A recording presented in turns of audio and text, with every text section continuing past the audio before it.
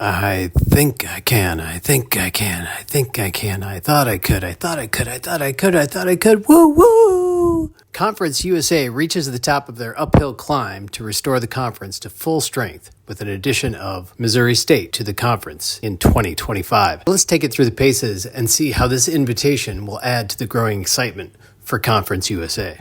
This move had been speculated by many people over the past 3 years when CUSA auditioned more than 30 schools to rebuild the conference after 9 schools left for the American Athletic Conference and the Sun Belt in 2021. The rebuild started with 4 schools, including FBS Independence, Liberty, and New Mexico State University, as natural fits for openings in the conference, with NMSU providing a crosstown rival for UTEP and travel partner for visiting opponents. Invitations to Jacksonville State and Sam Houston State completed the 4-pack as they make the transition from the FCS ranks to build the foundation for the viability of the conference.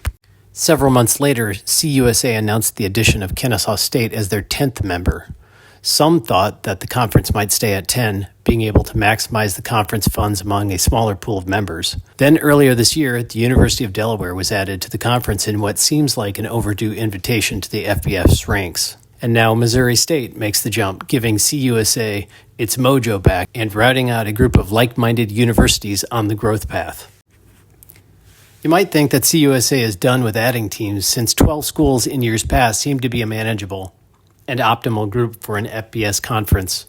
But I wouldn't be surprised if Conference USA is not done yet. The trend seems to be bigger and better.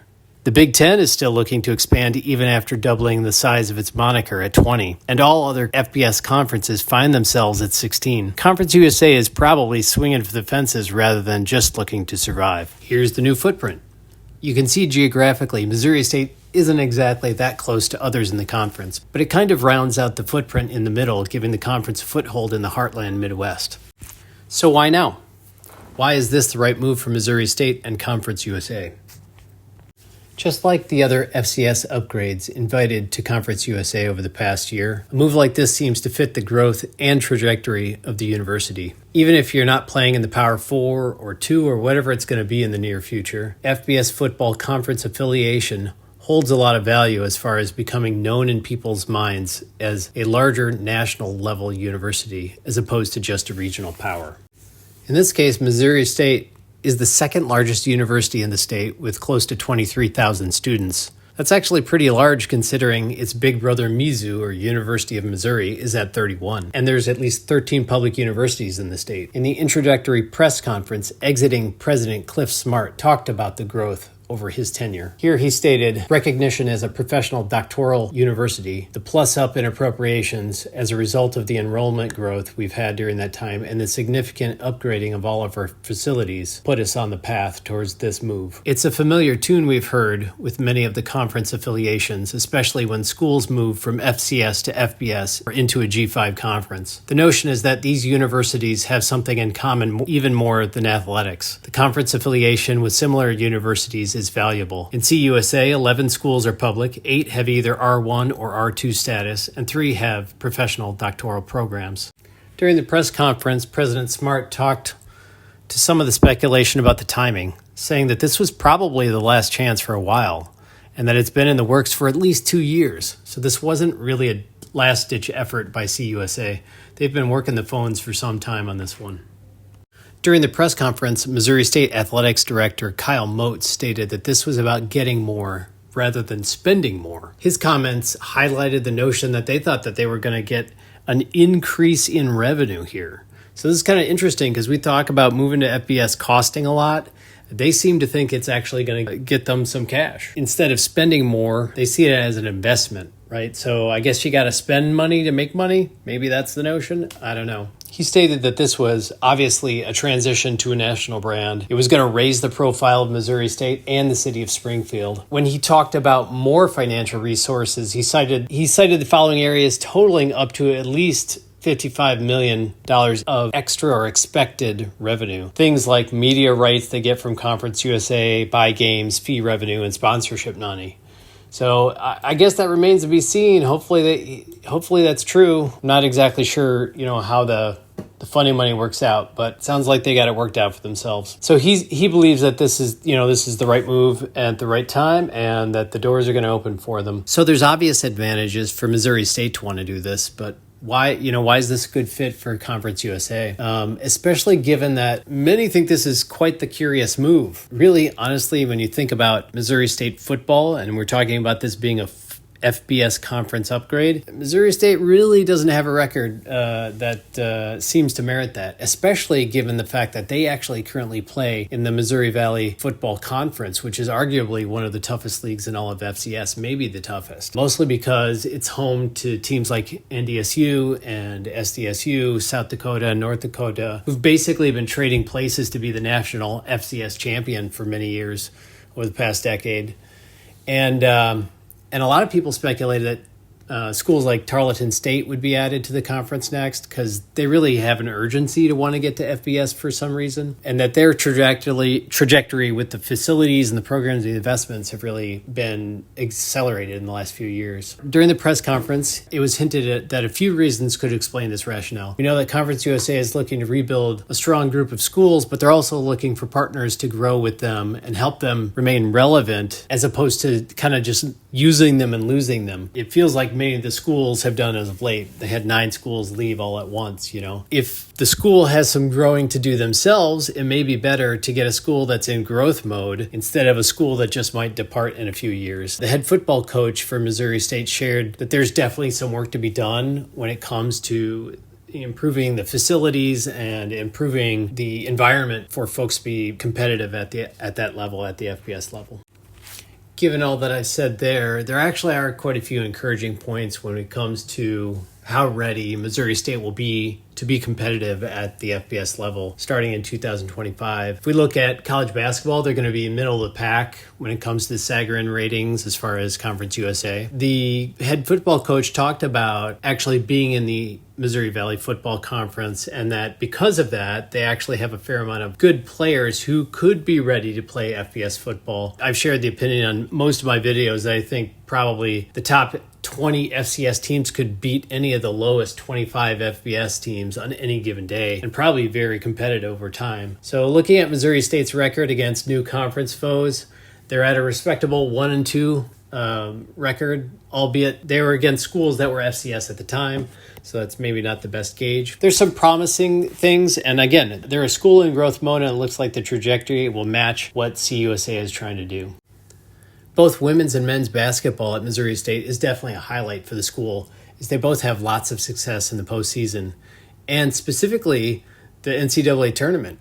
You take a look at these numbers here. The women's team has been to the tournament 17 times. That's insane. That's like almost like that's dominating power when it comes to basketball. They've been to the Sweet 16 5 times, 2 Final Fours, and apparently Missouri State has 2 men's basketball national championships. So look at all those conference championships.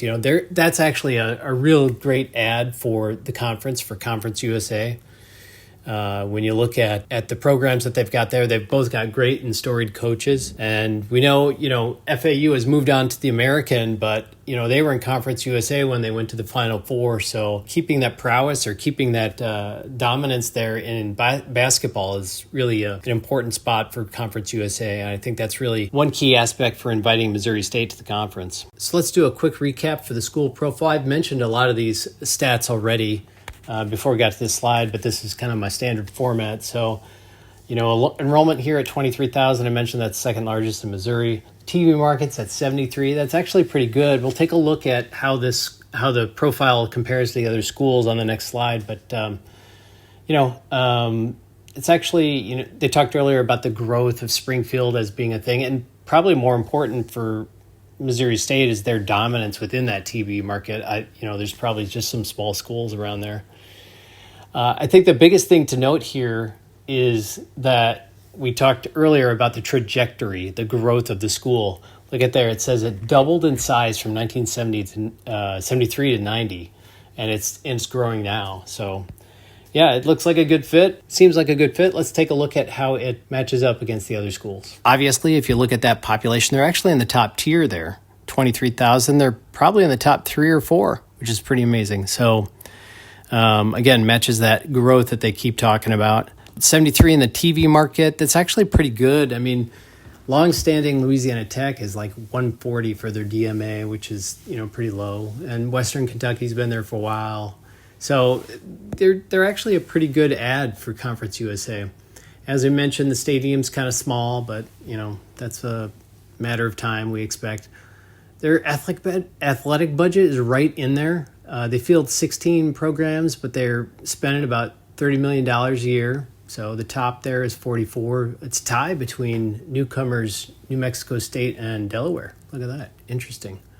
I actually expect that the largest spend is from Liberty, but they're private, so they don't publish those numbers. Average attendance, I mentioned, that's pretty low. The closest rival or their closest conference foe will be Louisiana Tech. They're not too much further to Middle Tennessee and Western Kentucky as well. And then, of course, they've got a storied tradition of some good performances. They made the FCS playoffs with Bobby Petrino a few years ago, and obviously basketball is an actual power there. That's really going to help the conference overall. So it looks, when you break it down, you'll match it up against the other universities here. They certainly look like they fit in that conference. I showed the new footprint earlier, but here's the distance in miles. Clearly, they're going to have to fly to most schools in most areas. That's a long road trip for a lot of people. So here's the visuals of all the stadiums again. I mentioned that the stadium's kind of small, but it actually looks very nice. Certainly better than Sam Houston State. This will be a nice addition. Looks like it fits well within the facilities that most people have. If they do one or two additions to some seats, they're going to be right in there in the median there. Looks like a fun conference to be playing some games at. So what's the trickle-down effect? This specific move may not have a lot of effect in itself, but it's just another shoe that drops for the veritable carousel of movements at the upper ranks of the FCS. Of the 6 schools that have moved to FBS from FCS, 5 are headed to Conference USA, with JMU having moved to the Sun Belt. Conferences at the FCS level are showing a lot of ingenuity as they work together to find creative solutions for their schools. No less than 3 playing agreements between regional foes that sponsor football and mergers of football-only conferences have surfaced over the past few years, starting with the Missouri Valley Football Conference, the Big South and OVC Football Association, and the United Athletic Conference, which started as a scheduling agreement between football-playing ASUN and WAC schools. It's refreshing to see this kind of unity and strength building with mutual interest to support each other in growing the game as opposed to the seemingly never-ending money grab in the FBS. I think I've mentioned before that the ranks of the FCS just might save the spirit of college football in the future. All right, so let's talk about the future for speculation. This is the fun part. Earlier, I shared the idea that CUSA may not be done growing. At this point, my speculations are founded on the factors of matching that growth trajectory that was a theme of the video here, school alignment, readiness, including financials and facilities, the desire, and last of all, geographic fit, since the footprint of Conference USA is so large. Based on that criteria, my top 6 schools for the next set of invites for Conference USA are in order here: University of Tennessee, Chattanooga, McNeese State, Tarleton State, Stephen F. Austin, Eastern Kentucky, and University of Central Arkansas. All of those schools fit the criteria that Conference USA has said that they're looking for at least the past few invites that they've done. The question is timing and when is it going to happen and when is prudent for these schools. I would think that they would want to add 2 schools at a time, but any one of those schools could fulfill that out pretty well. Chattanooga's had a really good fan experience for some time, and they have a lot of support there. McNeese State has mentioned that they would definitely want to go to FBS football at some point. We know Tarleton State has also stated that. Same thing with Eastern Kentucky. I'm not sure exactly about Stephen F. Austin, but they keep bouncing between the WAC and Southland kind of controversy there. And then Central Arkansas has been really good at FCS level for some time. Every time we talk about FCS upgrades to FBS, everybody throws in NDSU and SDSU. It's funny how I mentioned that geography is the last thing that I think matters in today's world. But in this case, it actually matters a little bit more. They're just so far off the radar, so far off the map. I would think that the Mountain West Conference would be a better fit for them as they come up. But, anything's on the table these days. It's kind of crazy. What do I know? I would love to hear everybody else's insight. I want to hear the insights about some of these schools or what you guys think maybe the next invites would be for Conference USA. If you look at my past history of my guesses, I didn't expect Missouri State or University of Delaware to get invited. They were on my long shot list. So this is the fun part. This is where I'd love to hear more about what you guys know. As I've mentioned since the beginning of this series, I really have a lot of optimism for Conference USA, and last year was a good example of that. Let's remember, last season, Conference USA had 4 teams go to bowl games. One of them was a New Year's Six game. Sure, Liberty got blown out, but hey, they were there, and that was quite the achievement. Jacksonville State went 8-4 their first year in FBS, and New Mexico State beat Auburn. Let's not forget the 2023 Final Four appearance for FAU. Now, I mentioned earlier about FCS conferences being innovative about how they compete and how they move forward. Well, I don't know if you saw the Easter egg in the very first slide where I dropped the Globe Life name, but just a couple of weeks ago, news broke that they were working with Globe Life Insurance for a naming sponsorship for the conference. So in 25, we could end up having the Globe Life Conference USA or Globe Life Conference. I have a little bit of twinge there when I think of that, but you got to do what you got to do in this world. And what's the difference between that and, say, Bob's Tire funding the local Little League team? So year over year, Conference USA is improving a little bit by little bit. They just keep chugging along the little conference that could. Conference USA adding Missouri State in 2025.